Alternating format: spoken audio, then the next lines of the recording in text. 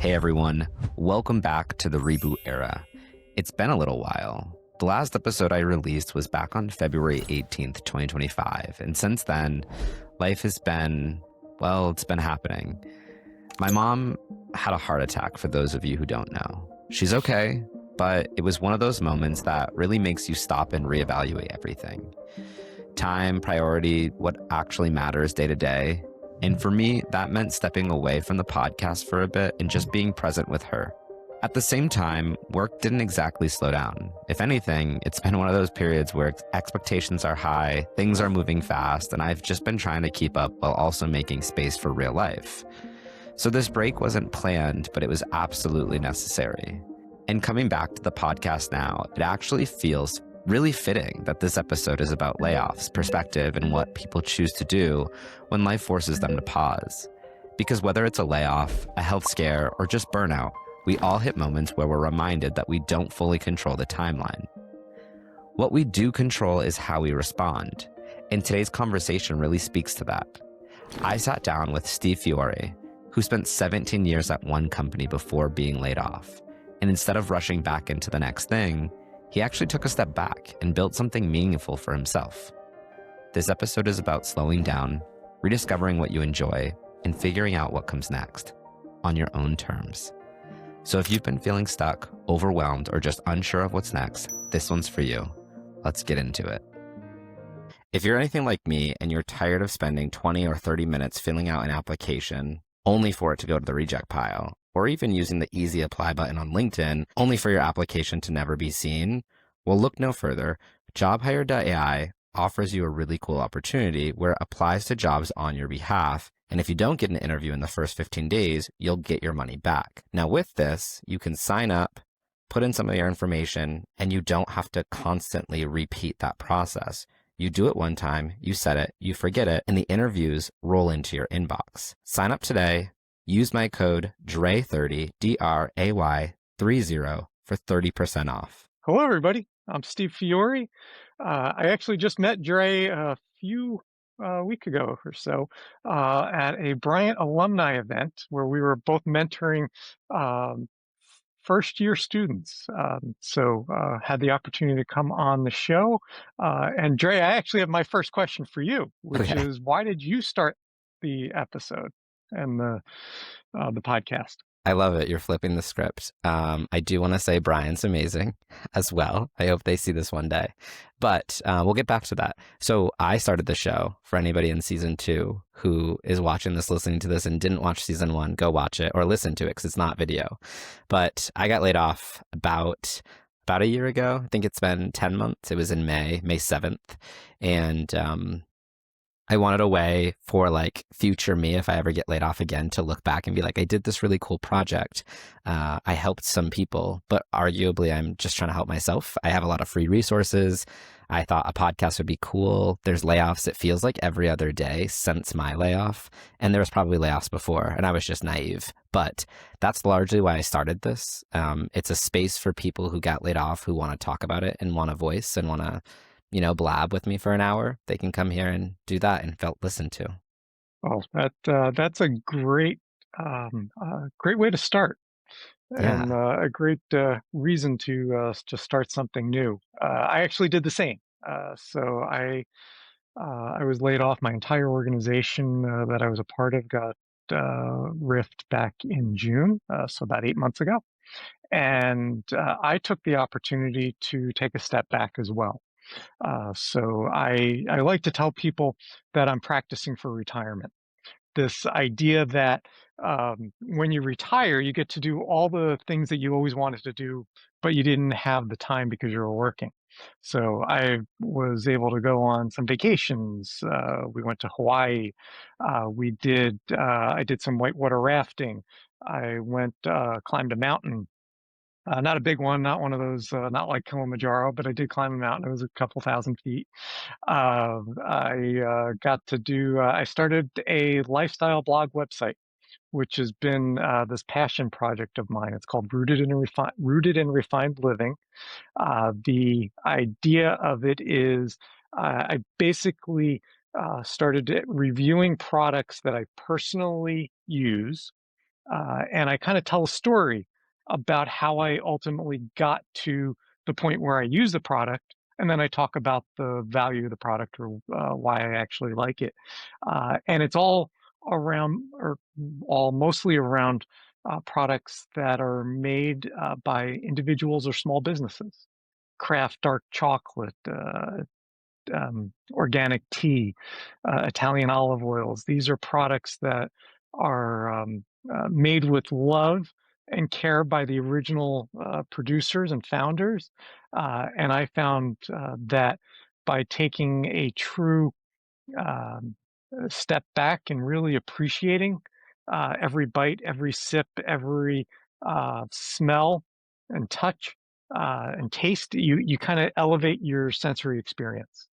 And that coupled with kind of slowing down and just appreciating life and taking a step back is where I've been building out this community on the lifestyle blog website. So it's been a tremendous amount of fun for it. I've been trying to monetize it, everything from affiliate ads, marginally successful there. Still working on getting Google AdSense approved. That's actually much harder than I initially anticipated, but I'm still working towards it. And yeah, so doing all that while I've been looking for a job as well. I mean, there's so much to unpack there. I appreciate you sharing it all, and I have a million questions now, as always. Fire People who away. listen to the podcast know that I typically come in with a lot of questions. So we'll start from the beginning. Bryant University, we both went, we're alumni, but we were not part of the same class, for anybody who's wondering. So when did you graduate from Bryant? 1996. So the same year I was basically born. But, that's the power of networking and your alumni network, right? We talk about people who have been laid off, people who are looking for their next opportunity, even if they're currently working. Tapping into that alumni network can be so powerful no matter where you went. I met Steve just because we were both talking to Bryant students who were at year one, and we had a pretty quiet group. They're freshmen. It's expected, but he and I made a connection out of that. And so it's like you're always in a networking opportunity. And there's nothing that we needed, right? Like I'm not paying him, he's not paying me. We're just two people getting to know each other and sharing our experiences with the world. But from that, what did you do for all those years that led to the layoff?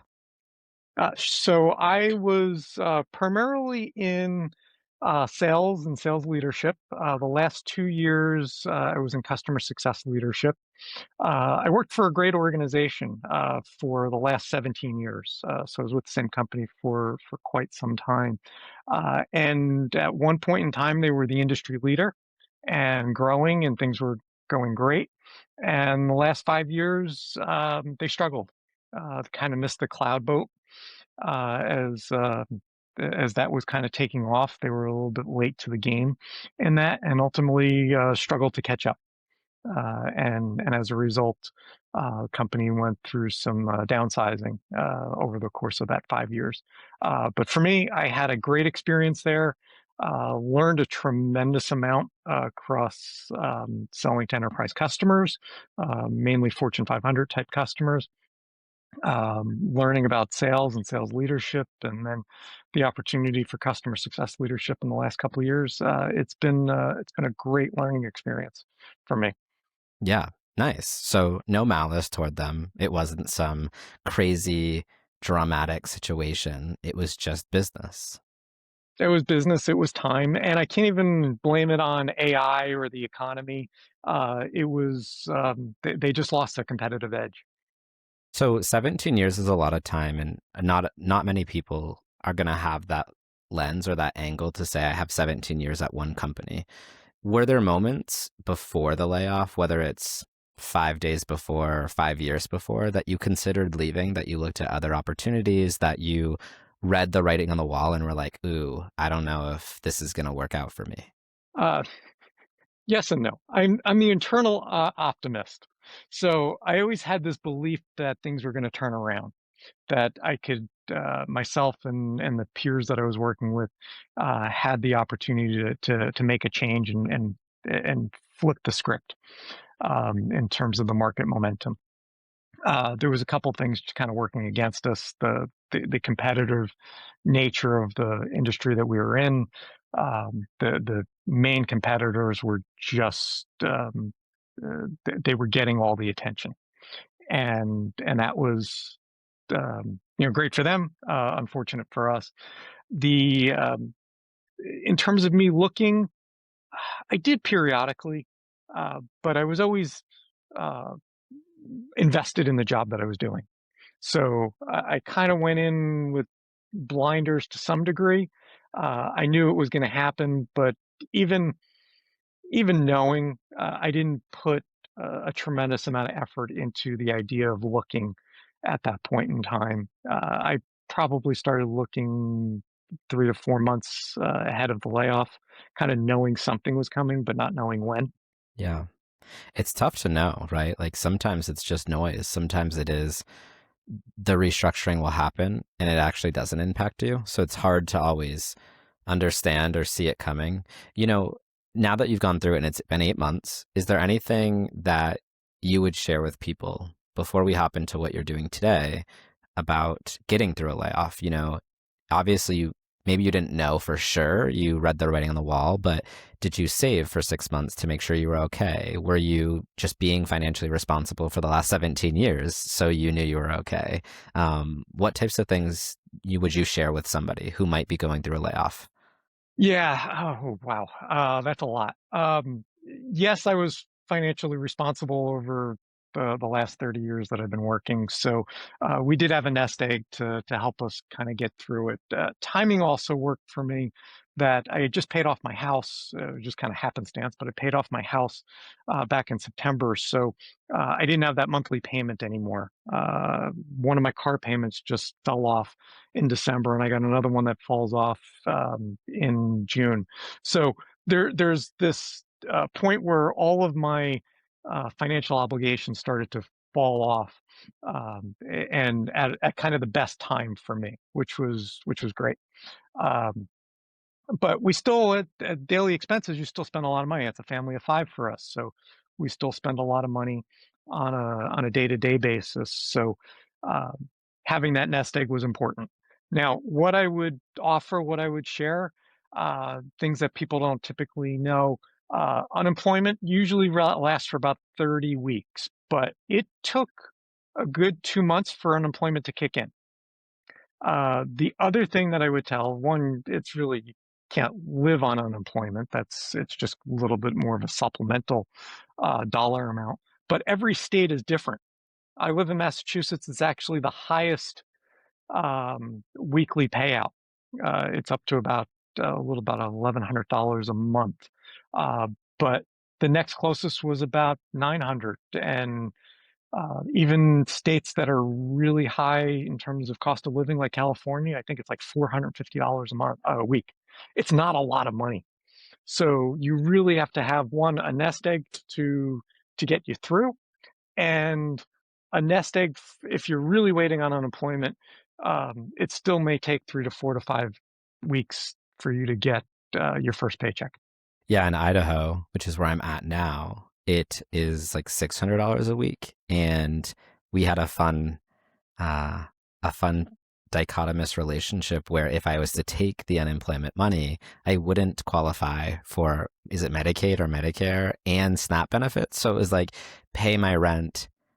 I never took them, but that was the option, right? Pay my rent, maybe be able to do a few things with that supplemental income and pay my bills, or get free food or food stipend, right? And medical insurance that's covered. I don't have to go and apply for like Cobra or whatever else and pay out of pocket.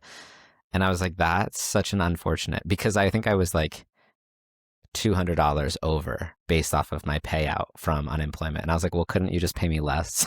like, can I take less money so I can get both? Because I feel like this isn't great. I mean, I can't afford to pay my own medical insurance if I was in that position. And I also got I had the unfortunate situation of, because my company paid me out and gave me a severance, plus allowed my stock that I was vesting in the couple months to vest. When I called unemployment and thought, well, let me start getting it now because it might take those 5 or 6 weeks, they were like, well, unfortunately, you're actually not eligible to start collecting, and you'd have to start the process once all of your uh, severance payments run out. And so I had to wait for like 2 or 3 months before I could even start the process, which then took another 5 or 6 weeks. At that point, honestly, um, I just said, "Who cares? I'm not going to apply for it. I'll just use my savings and I'll get through this." Um, and then I got a job, so kind of worked out. But it was weird. Like, it is an unfortunate situation. It's not something to live off of. So I appreciate you sharing that. Now, you said you went to Hawaii. Is that where you traveled? Yeah. And Yes. that's what kicked off the conversations around, like, you've always wanted to do this, or are you thinking about doing this, or was that the aha moment? Maybe I should do this thing.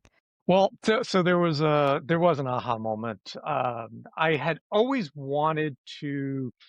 I always had this idea of starting my own little retail shop that sold the chocolates and the teas and the olive oils. Um, but the idea of doing that and working retail, where you're working nights and weekends, and none of that really excited me. The idea of starting a website was interesting, but never figuring out the idea of what the angle I wanted to do. We went to Kauai and went on a cacao farm tour, chocolate, where they grow the pods, and they ultimately kind of went through. And it was the best tour I had ever been on in my entire life. It was 3 hours. We sampled fruit that they had on the farm, white pineapples, sour sop, dragon fruit, and some others. And then we tasted their honey, we tasted chocolate. It was so inclusive of everything about the island. It almost made me want to live there and go work on the farm. It was that kind of the aha moment. And I went with my wife and one of my kids to the for the specific tour, and we were talking about it afterwards. And my son said, "Why don't you do something about it? You have the time now." So I wound up creating the website as a result, and it's been a blast. I love that. So this is giving, like, Willy Wonka chocolate factory, like the cacao beans, I'm imagining chocolate fountains. I know that's probably not what it was like, but this is what, in my head, I'm going to live that fantasy and be like, that's amazing for you. Um, did you share posts about it on the website? Like, is that the first post? It's on. Yes. So my first post was about chocolate. It was not about the tour. I actually did that just recently. But the I did share in the kind of the about section as to how I came about, how I came to this um, starting the website. But the first memory that I have of really indulging in these craft products was chocolate. And it was based on Mike Rowe. If you know him from, Somebody's Got to, it was not some, the show that I watched was Somebody's Got to Do It, but it was Dirty Jobs Okay. that we watched. My middle son was a big fan. We watched it all the time. That show went off the air. He was publicizing his new show on CNN called Somebody's Got to Do It. Same concept, but it wasn't about dirty jobs. It was about these small businesses. And he previewed this company out in California, Dick Taylor Chocolates. And they started out the two founders were carpenters, and they started the business in a lumber yard. And Mike Rowe actually spoke at my company conference, and he made reference to this. So it was kind of this evolution. So I talk about the story of watching Dirty Jobs with my kid when he was really young, all the way through to going to the conference, and then buying the chocolate, and so it kind of goes through this evolution, and that's what a lot of all of my stories are about. I kind of talk through that evolutionary period. I mean, you're not going to love this, but you're still selling me on the Willy Wonka thing, right? Like Charlie's dad or grandfather worked for the factory back in the day, and then to get the golden ticket, and he takes his like that's what this is. So I appreciate that Yeah, I'm there meeting this. and there's really a sense of nostalgia about it.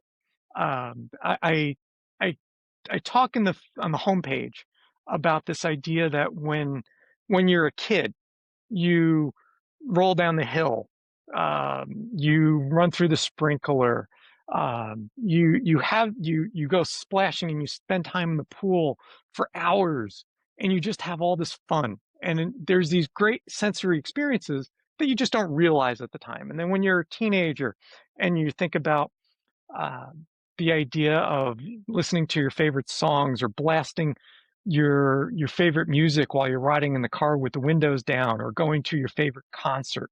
You have all these great sensory experiences at the time. And then when you get to your 20s and 30s, you start to lose it because you're focused in on your job and your career and sometimes a partner and maybe kids. So you start to lose that sensory experience that you had when you were a kid. So the idea is, now as adults, how do you start to regain that back?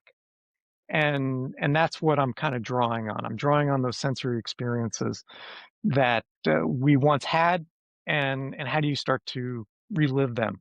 Yeah, when I think about as you're talking, all of the people who've been on my podcast so far, I think you're probably the first person who's had a passion project and worked to monetize that passion project. And you're still looking for jobs or roles in the background. But, if I can pivot those questions or the questions I have a little bit, is was it hard? I mean, how long? Let me start here. How many months have you had the website live? About 6 or 7. Okay, 6, 7. The kids will love that. So it's been about 6 or 7 months. I'm glad you got that. Yeah. And at what point did you say, I want to try to monetize? On that first month or more recently? Yeah, it was always a plan to monetize it because there was I setting it up, there's a cost to the whole thing. And I always had this idea that if I'd love to make money on this concept. And I probably put $500 into it and I've made about 50. So I'm not quite there in terms of the break even point, but I know that there is a potential. And I started out in terms of the monetization with the affiliate links. They were just URLs. And then I learned vibe coding, and I actually worked with Google Gemini, and I vibe coded this code to inject into the site that actually has these nice colored buttons, and it gives a nice description. So all the posts are written by me, all the pictures are real, but they're not AI generated. There's nothing AI generated about the actual blog itself, but the details behind it, I actually leverage AI for. I leverage AI for the affiliate link section. I leverage AI for the settings and the metadata capability. So I do, it's this kind of hybrid approach that I use. Okay. And with that, um, you know, how many viewers would you say you have on average? People are going to think, I hope people are thinking about this if you have your own passion projects, right? Is it just your kids reading this website? Do you have friends that read it? Or are we talking strangers out there who you've never met? Hundreds of people looking at this website consistently. I'm not there at the hundreds yet, but I do have strangers looking at it. So there's, on average, I might get 5 to 10 view without me publicizing it. If I have a new post, I'll send out mailing lists, and I'll do LinkedIn and Instagram and Facebook and Pinterest, and I'll do all the the promotion. But on average, I'll get about 5 to 10 viewers, and then it could spike to about 100, 50 to 100 on a particular post. And I at least post about once a week or so. Nice. Now, do you have any other social medias that go with this? I know we're in the social media era right now, right? And there's TikTok, there's Instagram, there's LinkedIn, there's YouTube. Are you pairing anything with this? Yes. So my biggest following is on LinkedIn. I have about 6,000 followers on LinkedIn, and I've used that platform to do both two things. I've kind of talked about the approach of getting the business up and running, so kind of all the nuts and bolts and the behind the scenes part, as well as, hey, I have a new post and I'm going to share that as well. So I've done both of those. Also have Instagram and LinkedIn. I'm sorry, Instagram and Facebook and Pinterest, all with relatively really small audience following at this point in time. But it's getting there. It's starting to pick up. Yeah. Have you thought about YouTube? And because when we talk about censoring, we're talking about food. I can only imagine how big the audience potential could be around you just cutting up chocolate, touching chocolate, that like ASMR of like this is what it does for you, and it's coupled with the post that you're sharing on your website, and maybe that's where people first see it is on your website, and then they go to YouTube, or the reverse, right? They're seeing it on YouTube and it's driving them to this website that's like, wait, he does all these other things, that's so cool. And like maybe you start with a post of just a your website post, there's no video yet, and the video comes later, and it's kind of like this thing of like follow along for when I post about this stuff. Because I don't have, I'll share why. I have a nut allergy, right? So the idea of walking to a small shop and buying chocolate would literally make my throat close and I'd have to go to the hospital. So like I will never live that luxury in life. And going to Hawaii and being able to go to a farm and eat mysterious fruits that I've never heard of and hope that they don't have cross-contamination, never in my life. Now, would I watch a video of someone doing that? 1000%. Like I will live vicariously through you. So I'm just wondering if that's ever been a thought of yours. It hasn't, but I'm glad you put the thought in my head. Maybe at some point in time, I will add that to the repertoire of vehicles that I'm using to promote the site. At the end of the day, it's actually a lot of work to make sure I get all the things in sync, and I've had to keep spreadsheets as to, hey, I've promoted it here, but not here, and it gets a little out of hand. Totally. I'm trying to get the site um, to a point where it runs on its own structurally, that all I have to do is create new posts.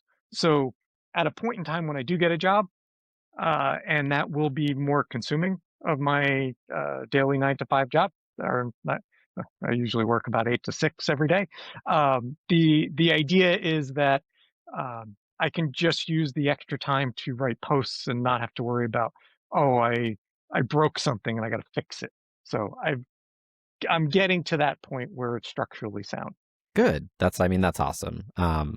Again, I just think about the way in which the current generation likes to consume. And I think on YouTube, you only need 1,000 followers or subscribers to start monetizing. And so it becomes so much more achievable. I mean, you have 6,000 people who are already subscribed, following you, whatever you want to call it, on LinkedIn.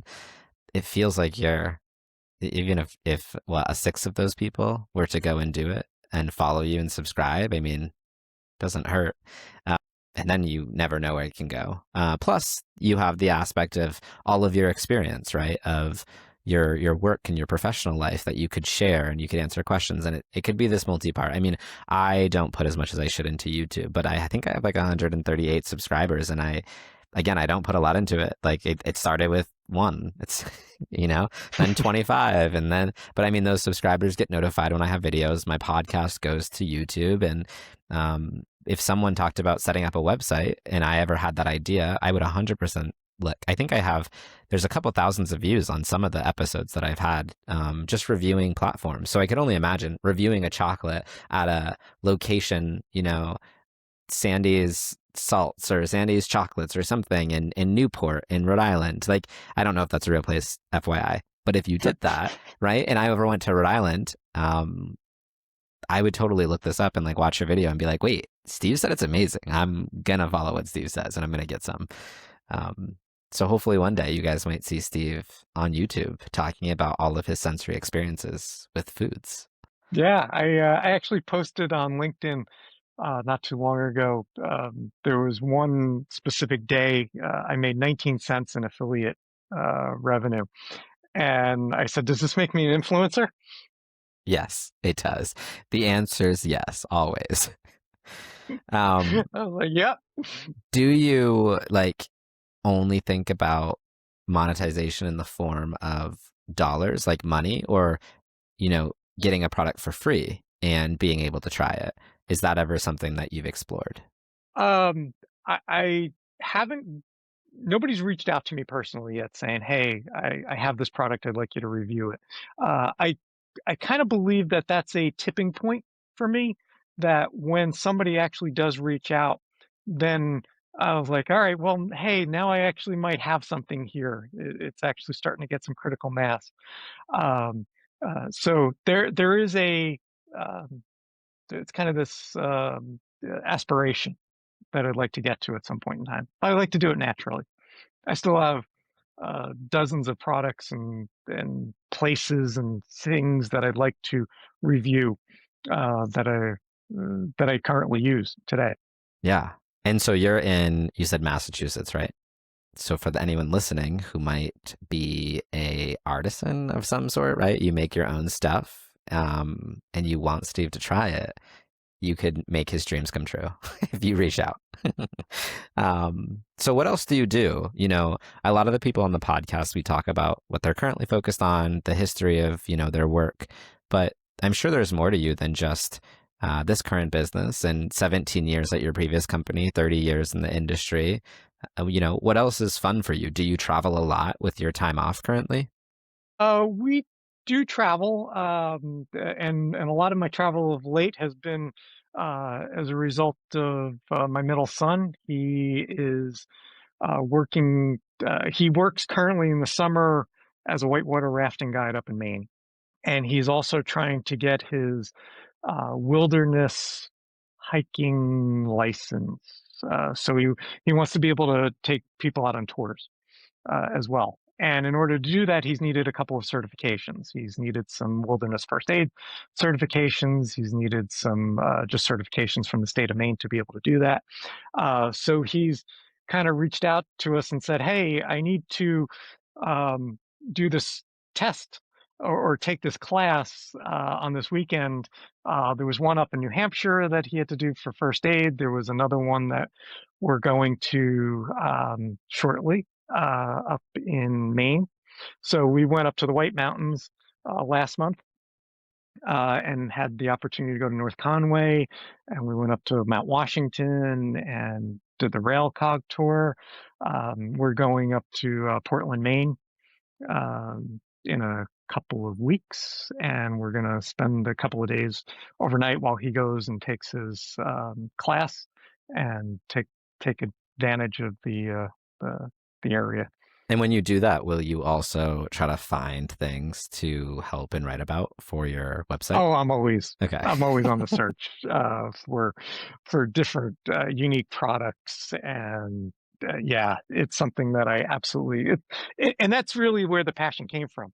I You can look at my cabinets and they're busting out at the seams from all the different products that I have, the single origin spices and the Italian olive oils and the teas and the honeys and the chocolates, and I got stuff coming out of all different spots that my wife's ready to kill me. That I There's nowhere to put all these things anymore. But yeah, every time we go up to I'm always in search of, hey, let me try this honey. Let me try this chocolate. Let me try this maple syrup. So yeah, I'm always trying new things along the way. There's a Bryant alum. His name's Evan. I want to say his last name's Raseska, but never say his last name, so I could be totally wrong with that. But Evan has his family owns a honey farm in Massachusetts. I will send you his detail after the call, but you should totally reach out because I know he's always about it. They think they have, when I knew him right after I graduated back in 2017, he was working at the family farm. They ended up having like a brand new farm and a brand new like farmhouse that they built. They have a ton of bees. They do local honey, and they even have, I think, two shops. I think they have one on the farm, and then they have one in Boston, I believe. Um, I see it every now and again on my Instagram, so I know he still does it, or at least his family still does it. But I was doing something with a project years ago, and I reached out, and his family was really nice and generous. So I would recommend trying that if you're looking for local honey, give it a shot because I know I've heard nothing but great reviews. So Yeah, and that's really where the value comes in. I mean, you can taste, honey from Evan's place and taste honey from your local vendor at a farmer's market. The the real sensory experience comes when it comes with a story, hmm and that's the huge benefit to where I try to go with these stories. I try to bring in the person into the immersive experience of how we got to this point. So if I wrote about Evans Honey, it would start with, I went to Bryant University, or I went to Bryant College. Now it's university, and I've always done mentoring, and I talk about I was an adjunct teacher for a little bit, and then I would talk about how I signed up for this mentoring program, and I met you when I went on my podcast, and we started talking about it, and then I tried Evans Honey, and it's the best thing in the world. And so that's the flow that I would take yeah, in writing about I love that. I mean, it's already a cool story, and it hasn't happened yet, so I appreciate it. But yeah, no, I think I'm sure there's tons of Bryant alumni who have stuff, but that's the first one that comes to my mind. And you mentioned something that was actually interesting. I think I remember seeing on your LinkedIn, you are a TEDx speaker. You've done that. You were an adjunct professor. Mentorship, whether you're looking for a mentor or a mentee. Can you talk a little bit about that? Like, what did you teach and what did you talk about on your TEDx? I assume it was at Bryant, but maybe not. Can you Yes, just it share was. some of that? Yeah, so I taught Introduction to Information Systems and Analytics. I was probably the only non-technical teacher because I grew up in sales and I've learned some of the technical aspects. So my class was more business oriented, which I'm sure some of the non-analytics majored students really loved. And I'm sure that the students that were really analytically driven and wanted to be data scientists weren't really all that excited about taking my class. But that being said, I did that for 3 years. I absolutely loved it. Had to give it up because of my travel schedule at the time. Never went back. But I've been able to get back on campus and do other things. I was actually supporting one class. I went every day this past semester. It was the International Business Capstone course. So I was a student advisor. So I'd go around to each of the groups as they were working on their projects and just offer, ask questions and offer advice and help kind of steer the students in the right direction to provide the best product that they could for their real life clients. So I did that for 3 years and get back to do mentoring whenever I can. I've mentored some of my former students. I mentor just general people along the way, just something I enjoy. The TEDx was based on personal productivity, and not AI productivity, but this idea of you start your day at 6, 7, 8 o'clock in the morning, and you end your day at 10, 11 o'clock at night. How do you maintain productivity and how do you maintain a high level of productivity throughout the day, and particularly throughout the workday? For me, I start at 8 o'clock in the morning, and I work through 6:30 at night. And even today, as I'm still out of work, but I still maintain that same schedule. for building the website and looking for jobs. So how do you maintain that level of productivity? And it really starts out with sleep. And I'll steal a quote, but this idea that don't think about sleep as the last thing that you do at the end of the night, but think of it as the first thing you do to have a productive morning and a productive next day. And so talk about making sure you have a great comfortable bed and comfortable pillows.